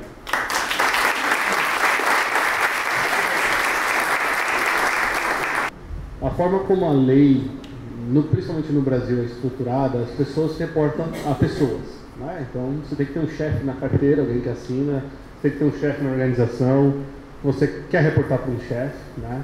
Você acredita que no futuro a gente vai reportar para uma máquina, um chefe que não dorme, um chefe que sabe todo dia a hora que você chegou, seus KPIs, te mede online, se você não produzir? Como que você vê um aplicativo no celular sendo o teu chefe? Pergunta? Prova. Eu acho que no futuro os modelos vão ser completamente diferentes, né? E mesmo que exista uma máquina, vai existir uma ideia por trás dessa máquina. E aí o que... Eu não sei se as pessoas vão responder por uma máquina ou não, mas elas vão responder, como ele falou, você vai vender um serviço, você vai vender um conhecimento. Eu acho que é isso que vai ser comprado. Eu não sei se esse modelo cartesiano de bater ponto, eu acho que isso tende a desaparecer, né? Tende a ser ressignificado, vamos assim dizer. Hoje, quando você fala assim, todo mundo vai virar empresário e tal, de uma certa maneira, é prova de uma circunstância onde grande parte da população viu no aplicativo Uber a oportunidade de fazer renda. E maior do que a renda que ganhava como operário de uma fábrica. Então, eu acho que o modelo muda. Eu não sei se a gente vai responder para uma máquina, eu verdadeiramente não vejo esse cenário. Eu vejo as pessoas vendendo o que elas são boas, elas vendendo um resultado, um valor, eu te dou esse resultado e você compra de mim. E agora, como vai ser essa rotina, é um ponto de interrogação. Acho que a reflexão que gera é o seguinte, o que você vende? Quando o mundo estiver assim, você vai vender o quê? Qual é o serviço que você vende? Porque o currículo isoladamente não vai dizer mais nada, né? Eu acho que esse é o ponto. Se esse futuro está próximo, como eu me encaixo nesse mundo? E como eu quero me encaixar também, né? E eu acho que várias pessoas desejando várias coisas é o efeito borboleta do mundo também, entendeu? Então, não sei se eu respondi a sua pergunta, mas filosofei muito, mas enfim. Se eu fosse seu chefe virtual, eu diria. O chefe virtual já existe. Ele se chama imposto de renda. Ele sabe tudo o que você faz. Você emitiu a nota fiscal, ele sabe tudo. Ele vai te multar, ele não vai ter que passar por nenhum ser humano. Ele vai se desenvolver ao longo do tempo. E vai assim, você vai chegar, olha, você atrasou, pagando nota fiscal em 3 dias, paga 20% de multa, tanto de juros, não vai ter que passar por nenhum ser humano. Então, ele já está pronto, está funcionando, infelizmente. Ou felizmente, não sei. Verdade. Abaixa só um pouquinho o microfone, acho que tá um pouco de eco aqui na frente. Doutor? Deixa eu só complementar um pouquinho essa ideia, até porque quando a gente fala em funções do futuro, né? O que vai sobrar no futuro? Duas profissões que eu recomendo fortemente a gente pensar, refletir sobre isso. Primeiro, psicólogos. Todo mundo vai estar meio abalado, portanto, se ter um humano para poder desopilar o fígado, acho que vai ajudar um monte. Então, essa é uma grande, vai aumentar muito a demanda. E segundo, cuidadores, né? Cuidadores de pessoas. Né? Porque se a gente vai viver cada vez mais, né? Como lá no Museu do Rio de Janeiro está escrito lá do futuro, o homem de 150 anos já pode ter nascido, significa que rapidamente a gente vai chegar a 120, 130, 140, 150 anos e, portanto, a gente vai precisar de pessoas que cuidem de outras pessoas. Algumas máquinas poderiam fazer isso, claro que sim também, mas terão pessoas que dizem, não, eu quero que uma pessoa cuide de mim, né? Então, talvez haja essa opção lá na frente. Eu ia até te perguntar, com base em toda a sua experiência, né, muito bem colocado aqui, você acha que chega no momento lá na frente onde vai ser moda voltar a fazer as coisas na forma antiga? Assim como virou moda comer de maneira orgânica, né, e fazer as coisas, empresas que fazem de maneira sustentável, que era feita da mesma forma dos anos atrás, de repente se industrializou tudo, não, agora se a empresa volta a fazer daquela forma, será que lá na frente a gente vai ver um movimento inverso, onde empresas que fazem ainda com pessoas e que fazem gestão de carreira da maneira tradicional vão ter um diferencial versus as 100% autônomas e que te entregam um produto no mesmo momento? Eu só fiquei preocupado de dizer, com toda a sua experiência, me lembrei do Retor. Quanto maior a experiência, maior o descarte que você tem que fazer. Provavelmente 40% ou 50% daquilo que eu aprendi da minha experiência não tem mais nenhuma validade hoje em dia, né? Então só vamos reduzir esse negócio, né? Eu sou um aprendiz, apesar da idade, né? Mas eu acho que existirão nichos de mercado. Provavelmente teremos nichos, né? Especializados nisso, dessa forma, daquela forma. Até porque, se existirem todas as máquinas, provavelmente o homem talvez tenha poucas opções, mas terá opções. Até porque no fundo, as máquinas foram criadas para nos deixarem felizes, nos libertar do trabalho. E para a gente ser feliz, provavelmente a gente vai ter que ter alguns condicionamentos, né? Aliás, como ela falou, né? A gente vai precisar de amor, a gente vai precisar de incertezas, a gente vai precisar de várias coisas, e provavelmente essas necessidades terão que ser atendidas, seja por máquinas ou por pessoas. Muito bom. Bom, acho que minha última pergunta aí volta para todo mundo. Daniel, com base nesse cenário que você colocou aqui, o Brasil não sendo um polo de desenvolvimento de aplicações de inteligência artificial, nem tanto de empresas de tecnologia, acho que as boas empresas que a gente tem a capacidade, como todo brasileiro, de enterrá-las, né? Então, muitas coisas boas aí que a gente ouviu falar em fechar, empresas que saem do mercado da noite pro dia. Será que o Brasil lá na frente vai ser um Brasil que vai adotar as tecnologias de fora e a gente não vai ser mais nada do que um fornecedor de mão de obra barata, ou tem chance desse cenário mudar? As eleições estão aqui em 2018, né? Isso depende das pessoas querer mudar. Em geral, eu quis mostrar essa situação alarmante, principalmente porque estamos no Brasil, porque os outros países estão muito na frente, estão adotando. Então, eu vejo, como alguém que viveu 20 anos fora, eu fico impressionado de forma negativa com o nível das universidades, com o nível de engajamento das pessoas na sociedade, com a falta de interesse completo no tema de educação, investimento em pesquisa e desenvolvimento, que ele é fundamental. Porque o que eu vejo, por exemplo, vou dar só um exemplo próprio. A gente estava na minha própria empresa tendo que desenvolver toda a parte gráfica de marketing, design, material de impressão, etc. A gente fez aqui 4 cotações com a empresa. Então, uma deu 12 mil reais, aí falou, não, é muito caro, vamos achar outra, chamou de 7 mil reais, chamou de 4 mil reais, 2.500. E eu entrei no site, no Fiverr, eu fechei lá eu acho que foi com o Paquistão, por 100 dólares. Recebi um material espetacular, maravilhoso, acho que melhor do que eu receber com qualquer empresa brasileira. E ninguém aqui está falando nada, ou seja, aqui ainda estão na conversa de mudar o CLT. Que CLT? Eu contratei um cara no Paquistão, nem sei quem ele é, fez um trabalho maravilhoso, não tenho uma reclamação para fazer. Talvez a comunicação ficou um pouquinho lenta, porque você tem que explicar, passar para o inglês, e não é a primeira língua dele, não é a primeira língua nossa. Demorou talvez 1 semana a mais, 2 semanas a mais. Então, as pessoas aqui estão vivendo numa bolha como se não tivesse acontecendo tudo, como se o eixo econômico não estivesse passando para a Ásia, como se não tivesse competir, como se você se basear em commodities. Commodities é um produto de baixo valor agregado, isso vai trazer benefício para muita pouca gente. Quando um produto de alto valor agregado, você consegue fazer uma cadeia onde uma população está se beneficiando. Mas vendendo soja, você vai beneficiar pouca gente. Então, é um alarme. O que está acontecendo no Brasil tem que né, exatamente porque a gente gosta de estar aqui, quer poder morar aqui, mas é muito triste quando você compara o que está acontecendo no mundo aqui. Volto a dizer o caso de Israel, onde eu morei lá há muitos anos, né, tem mais prêmio Nobel do que o Brasil, tem mais startups do que o Brasil, tem mais exit do Brasil, tem muito mais tecnologia, não tem nenhuma razão no mundo para ser dessa forma, né? Está muito mais avançado, o Waze é de lá, Viber é de lá, quase toda a tecnologia que vocês usam no celular vem de lá, porque é um país de 8 milhões e meio de pessoas. A economia de Israel é muito menor, é 20% da brasileira, então aqui a economia é muito mais robusta, maior, não tem absolutamente nenhuma razão para não fazer isso acontecer aqui também. Eu acredito o seguinte, nas mudanças possíveis no Brasil, e quanto tempo leva isso? Isso leva o meu raciocínio um pouquinho ao que aconteceu com Israel, né, quando eles saíram do Egito. e vagaram durante 40 anos no deserto do Sinai. E o Brasil também vai levar 40 anos para mudar. Sabe por quê?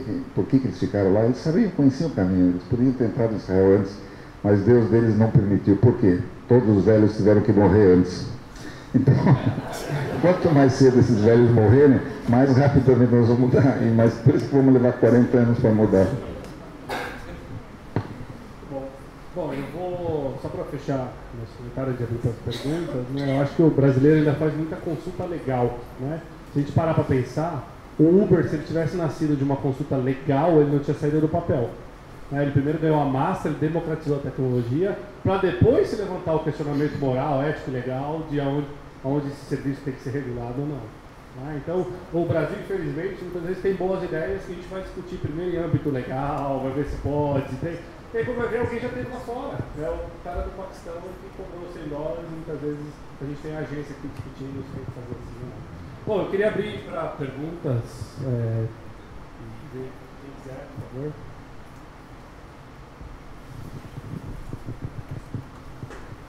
Boa noite, achei fantástico as palestras, até o Bennett falou sobre o advogado, né? É interessante que eu vim da área de tecnologia, eu saí de TI e vim para a área jurídica, porque há quase 20 anos atrás eu enxerguei essa questão da inteligência artificial. Eu acompanhei o projeto Watson desde o início e eu percebi que a área jurídica, o by the book, iria ser extinto e ficariam só os profissionais que iam gerar valor. Então, em cima desse gap de mercado, eu decidi sair da TI e vim para a área jurídica. E sim, o by the book tem 5, 6, no máximo 10 anos de vida no Brasil.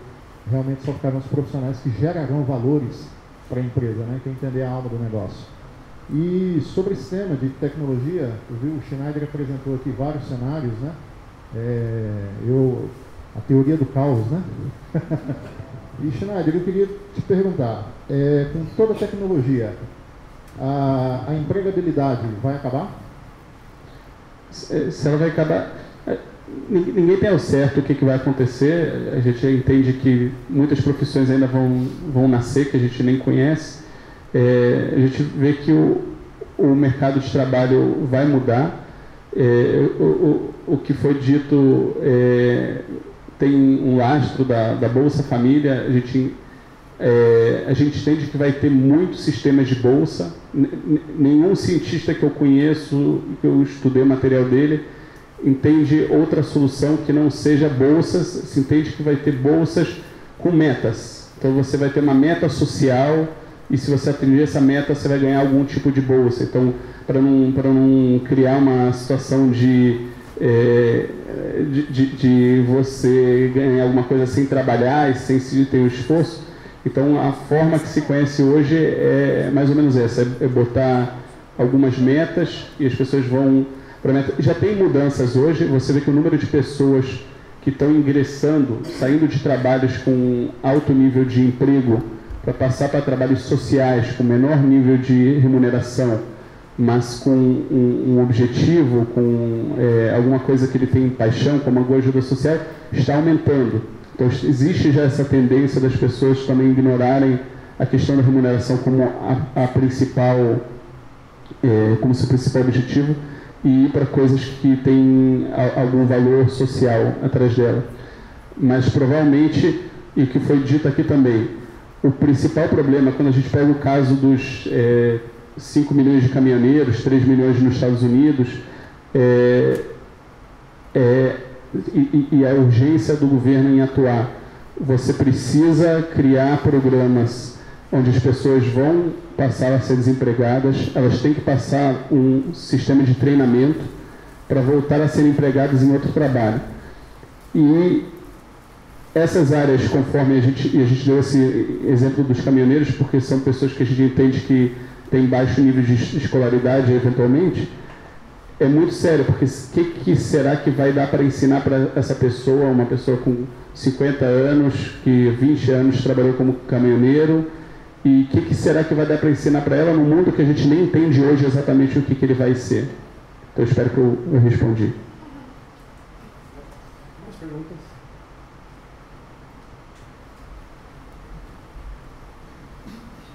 Obrigado. Bom, primeiro, parabéns pelas apresentações, foram muito enriquecedoras.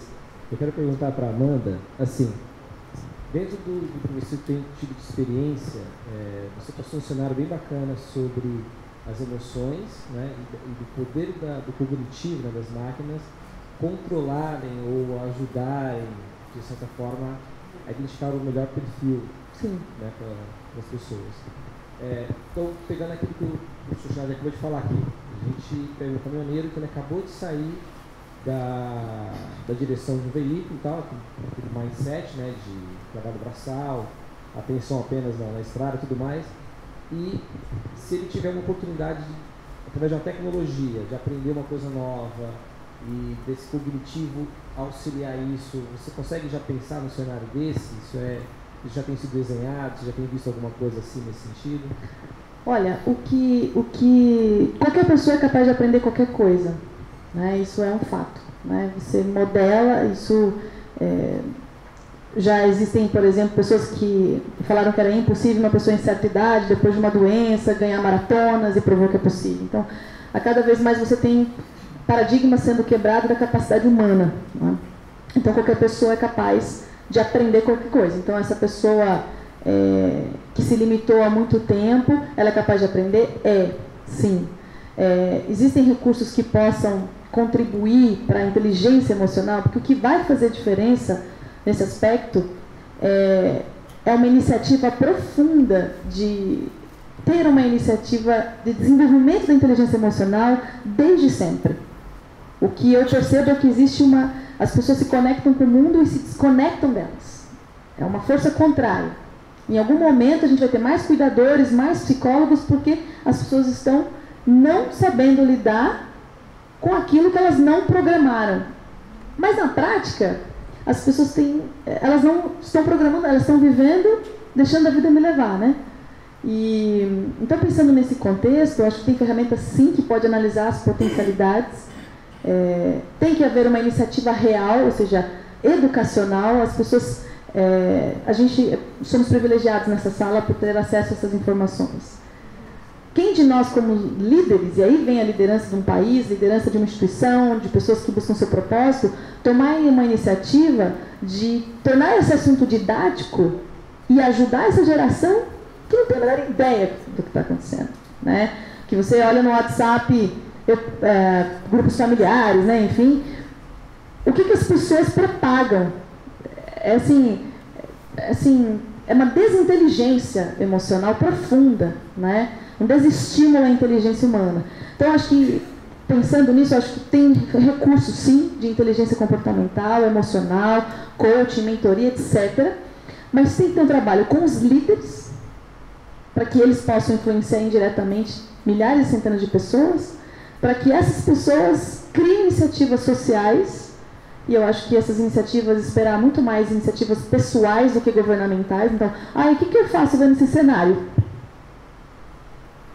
Tudo bem, vai ter os candidatos, mas e se eu tiver aqueles? Eu quero me candidatar a presidente, como é que eu entro? É que nem eu entrar no Uber e o cara fala assim, vou dar um exemplo em casa, né? Meus pais são bem simples.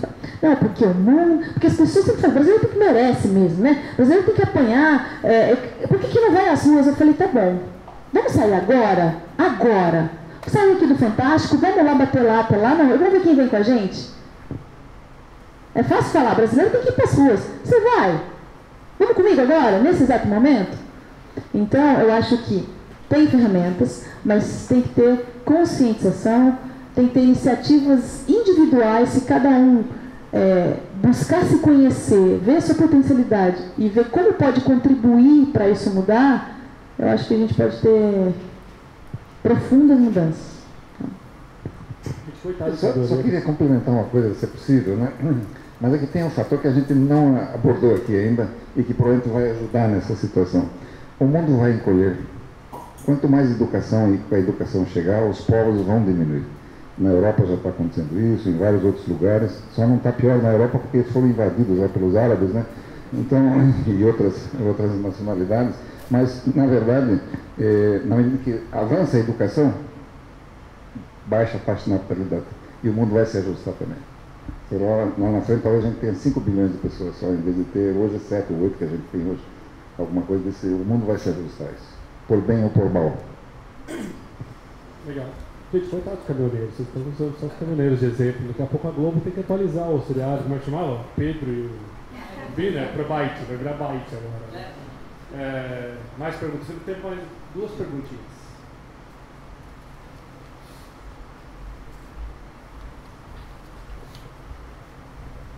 Oi, alô? Boa noite. Então, eu queria levar assim para um outro lado. Eu vi que todas as colocações foram meio que na preocupação de como a gente vai lidar com os aspectos, vamos dizer, as externalidades aí da tecnologia causando no ser humano. Né? Eu tenho um pensamento um pouco mais otimista, vamos dizer assim, talvez até um pouco possa ser considerado ingênuo nesse ponto. Mas eu vejo um futuro em que a tecnologia ela vem para somar mais com a natureza, com o ser humano. Eu vi todos aqueles gráficos ali que foram interpretados como ruins, como péssimos, como muito bons, e eu queria que aquilo ali acontecesse mais daquilo. Eu queria questionar se talvez a origem do problema não é quando a gente tenta resolver os problemas que talvez nem aconteceram ainda, e que a discussão saiu um pouco, no meu ver, do viés tecnológico e foi para um lado muito econômico e político. Então, econômico faz todo sentido que seja econômico, mas político, isso para mim é um pouco parte desse problema, quando a gente está tentando pensar em resolver as coisas e não em deixar que os indivíduos com as suas capacidades possam resolver seus próprios problemas. Quando a gente fala, como que a gente vai ensinar o cara que era caminhoneiro? Será que não é melhor deixar disponível a capacidade e o conhecimento para que ele resolva? Talvez os 3 milhões de caminhoneiros, cada um tem uma solução diferente da outra. E talvez nós estamos buscando soluções pasteurizadas para todos, tentando resolver genericamente como o governo faz. O poder centralizado causa um monte dos problemas que a gente estava vendo aqui, e não a tecnologia, na verdade. Então, o modelo não só econômico, né, mas de uma maneira geral, quando a gente vive num mundo em que a economia é controlada pela política. Então, trazendo esse questionamento de se a gente conseguisse mais liberdade, quando você analisou que no futuro todo mundo vai ser mais empreendedor, né? E isso eu vejo que é um caminho que faz todo sentido, né? É um caminho que empodera mais o indivíduo. Só que no longo prazo, para que isso aconteça, precisa de muita liberdade para poder empreender direito, para que não ter preocupações de se a gente está quebrando alguma barreira legal. E quando a gente se preocupa muito com isso, a gente mata a inovação, que é o que trouxe tudo isso que a gente está com medo aqui discutindo, porque traz incerteza junto. Então, eu trabalho com inovação, então isso é uma discussão contínua disso, né? Quando você traz inovação, você traz incerteza. Traz incerteza, tem risco. Então, por isso que as startups são o que são, por isso que quando um investidor pensa em investir numa empresa, ele vê um monte de variável, mas ele não sabe ainda direito, ele busca um pouco de previsibilidade. Então, assim, pegando um pouco de tudo isso, qual é a provocação minha, né? Que o meu pensamento é que, sim, muitos empregos vão ser destruídos, alguns vão ser construídos. Isso aí já tem economistas falando isso há muito tempo. Mas não vejo que isso é exatamente um problema. Eu acho que o problema não é a gente olhar que as pessoas vão ficar desempregadas, porque não é dever nosso criar os empregos, mas sim buscar meios em que as pessoas façam suas próprias carreiras, elas sejam mais responsáveis e não transfiram a responsabilidade para um terceiro. Então, acho que o caminho, quando a gente fala de educação, quem vai resolver a educação não é nenhum governo, não é nenhuma política pública. Quem vai resolver o governo, quem vai resolver a educação são empreendedores com liberdade para fazer isso de uma forma inovadora. E quando a gente fala de profissões do futuro, a educação está sempre no meio. E que essa relação de educação com o trabalho, né? Com você aprender para depois trabalhar. E por isso chega na hora que o cara está se formando e lá na ponta o que ele está aprendendo não vai servir para nada. E na verdade ele deveria trabalhar para aprender. Então, a provocação será que o cerne disso não é a nossa tentativa de controlar, de fazer isso num modelo centralizado, que descentralizado isso funcionaria muito melhor? Mas qual seria a sua pergunta nesse contexto? Sobre a centralização versus descentralização. Será que não seria a solução deixar que as pessoas resolvessem seus próprios problemas, ao invés de tentar pensar soluções para um terceiro? Quando eu me preocupo, pô, como eu ensino o cara? Será que deixa ele conseguir aprender o que ele quiser? Eu só queria fazer eu entendo perfeitamente o que você fala. Eu tenho uma definição que assim, se você quiser ir rápido, você vai sozinho, mas se você quiser ir longe, você vai acompanhado. Eu não acredito que as pessoas vão evoluir sozinhas, não acredito, definitivamente não acredito. Eu acho que a gente é a média das pessoas que a gente convive, então a gente quer crescer e evoluir como ser humano, e a gente não evolui numa caixa, numa bolha em casa, não acredito. Uma pessoa que ela não tem acesso à informação, o que me faz acreditar que ela vai dormir e amanhã ela vai ter um despertar para empreender sem educação. Não acredito como possível. Agora, eu tendo a consciência que eu sou privilegiada em função de ter o mínimo de informação e sabendo que aquela pessoa pode ser prejudicada, e se ela está a fim de ter ajuda, por que não ajudar? Esse é o ponto. Não é só responsabilizar para o governo, mas eu como cidadã que gosto do meu país, que acredito no meu país, como eu posso estender a mão para alguém que não tem educação e eu posso te ensinar alguma coisa, você quer aprender? E eu sou empreendedora, eu vim do mundo executivo com alto salário, prestígio, etc. E quando eu fui empreender no Brasil com uma faculdade, MBA, etc., quebrei algumas vezes. O que me faz pensar que a pessoa com um pobre, rico dinheirinho de 20 anos de trabalho, CLT, vai empreender e vai ter sucesso. Ele morre, primeira esquina. E aí ele tem 5 filhos para criar, o que ele faz? Ele vai roubar. Se ele não tiver uma... Assim, são coisas que hoje, graças a Deus, eu não tenho acesso, mas eu vejo isso acontecer. Então, talvez não sei se eu respondi essa pergunta, eu vou só falar uma crença. Eu acho que cabe a cada um de nós, seres humanos, entender qual é o nosso papel na sociedade para fazer isso ser diferente. Né? E começa por pequenas questões. Tá? Qual é o seu nome, senhor? Carlos. Eu entendi a sua pergunta. Eu acho que a gente concorda. Eu acho que a forma, talvez, que eu me coloquei.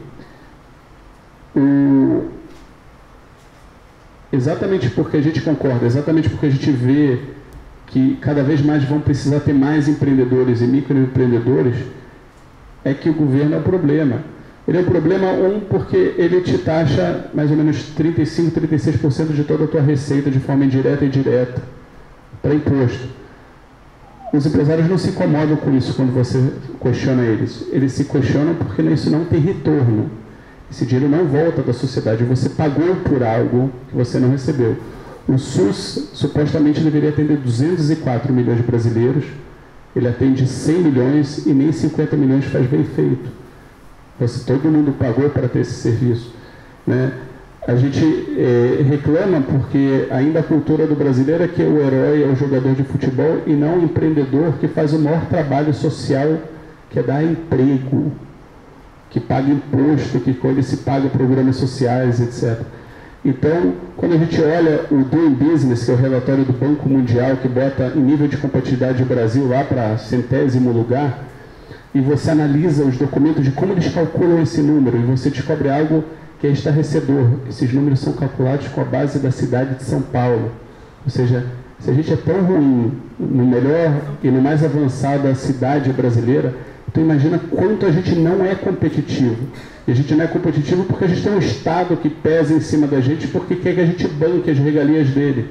E sim, então, para a gente dar emprego, para a gente poder atingir o número de desempregados que vão ter e o número de desempregados que já tem, a gente tem que soltar um pouquinho e deixar os empreendedores fazer o que eles sabem dar e fazer de melhor, que é dar emprego. Pedi para a gente cortar depois do Dr. Bert para a última pergunta. O grande problema nosso aqui no Brasil, na verdade, é o excesso de proteção. Quando se protege demais as pessoas, o que acontece? Elas perdem a capacidade de empreender. Isso pode, não pode, isso não pode, não pode, não pode, pode, isso pode, não pode. E interessante uma comparação, né? A gente demite um cidadão aqui, a grande chance é que, mesmo você pagando tudo certinho, bonitinho, que você tenha um grande processo depois.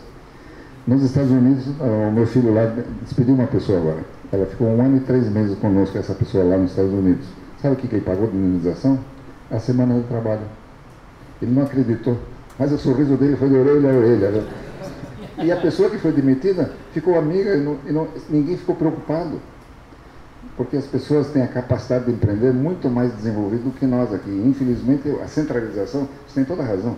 Quanto mais se centraliza, menor fica a nossa capacidade de poder empreender.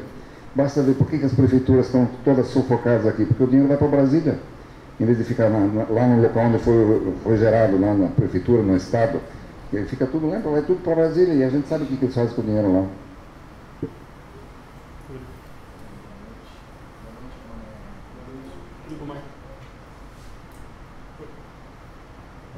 Alô? Oi? Então vamos lá. Meu nome é Rodrigo, eu trabalho com tecnologia há 17 anos. Muito obrigado pelo conteúdo que vocês compartilharam. Minha pergunta é a seguinte: a infraestrutura no Brasil é um problema que sempre foi, comparado com os demais países, né, que é uma evolução tecnológica. A minha pergunta é para o Daniel. Gostaria de saber de você se você acha que esse problema que nós temos com a infraestrutura atrasa a evolução tecnológica ou pode até alavancar uma revolução? Não, a meu entender, atrapalha muito. Olha, o Brasil é 2% da economia global. Ou seja, se o Brasil desaparecer da economia global, não vai doer para o resto do mundo, é insignificante. A gente tem que nascer com a mentalidade não em vender para o mercado brasileiro, mas para vender para o mundo. E se quando toda a tua estrutura para exportar serviços e produtos diretamente e indiretamente é precária, então você depende só de um potencial de 2%, isso vai impactar, isso impacta todos os empresários. Os empresários estão tão presos dentro das coisas que acontecem aqui no Brasil, e não é só isso, tem coisas aqui da sociedade. Eu dou consultoria em muitas empresas, participo de conselhos de outra, você quase não acha empresa que não tem fraude de funcionário. Então eu fico imaginando o empresário fala, eu vou viajar para outro país fazer negócio lá, mas se eu fizer lá, eu vou voltar e não vai ter nada. Então, esse problema de infraestrutura é muito sério, porque o dinheiro é desviado, porque não é usado, porque as coisas são feitas com objetivos que não são objetivos republicanos, que vem o benefício do povo. Todo aquele sistema de lei da 866, uma lei completamente tem que ser reescrita da base, né? Ela privilegia tanto o preço e não a qualidade da execução, né? Tem que comprar pelo menor preço. Depois você compra pelo menor preço e tem uma péssima execução, mas eu comprei pelo menor preço. E aí a gente vê as estradas que tem, essa lei tem que dar muita atenção a ela, porque além dela deu brecha para a roubalheira, ela é responsável, não é só a roubalheira, não ganhou só a empresa que é mais barata e que desvia, que faz coisa errada. Ninguém olha a qualidade da execução. Você vai nos hospitais, no hospital público, eu recomendo para todo mundo ir para um hospital público, porque o Brasil está lá. E a agulha, ela arrebenta, ela não consegue nem entrar na veia do cidadão. Alguém comprou aquilo com uma lei 866. Então, todo esse investimento é jogado no lixo. Não é dinheiro roubado, mas é dinheiro que é jogado no lixo, porque foi de péssima qualidade o uso.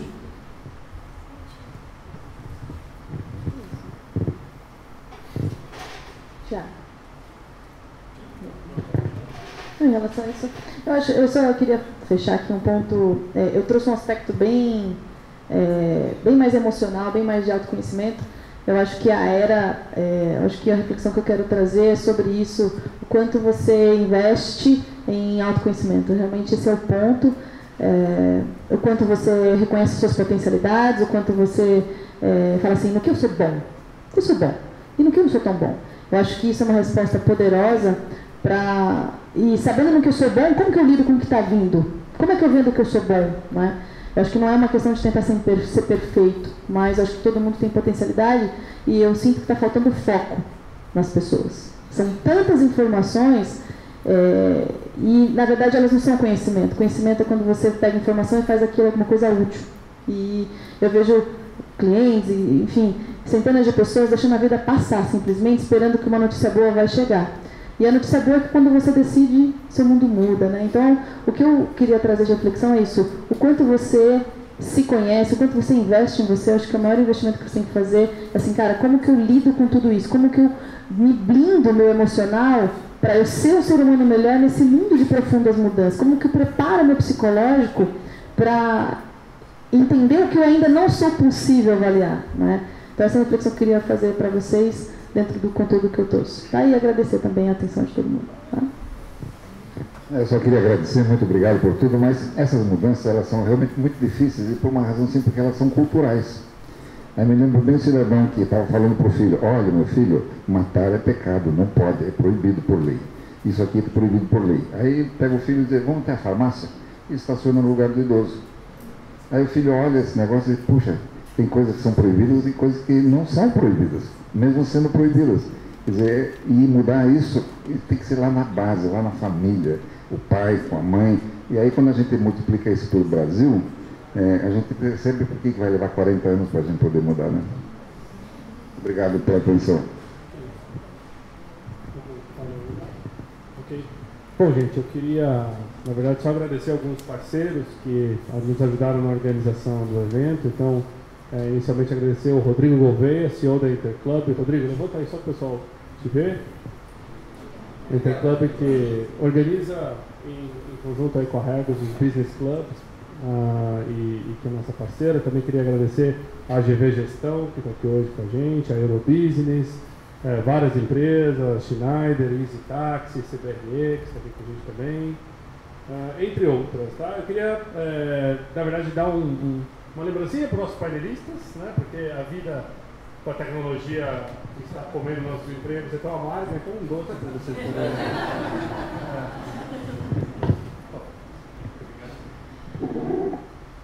E eu queria, na verdade, convidar todos que participem do coquetel que vai ser servido agora. Aproveitar que nossos painelistas vão ficar conosco mais um tempo aí, para quem tiver alguma pergunta, alguma dúvida. Realmente agradecer, lembrar todo mundo de deixar o cartãozinho comercial, né, para a gente poder depois estar distribuindo e-mail e tudo. E espero todos aí no nosso próximo Business Club. Muito obrigado aí pela participação de todos.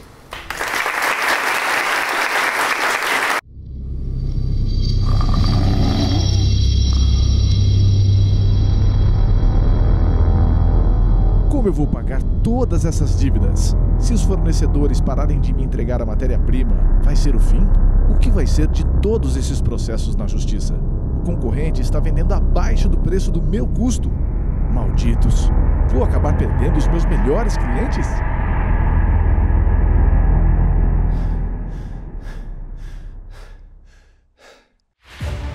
Pense com calma. Você não está sozinho. Conselho Consultivo Sky Group.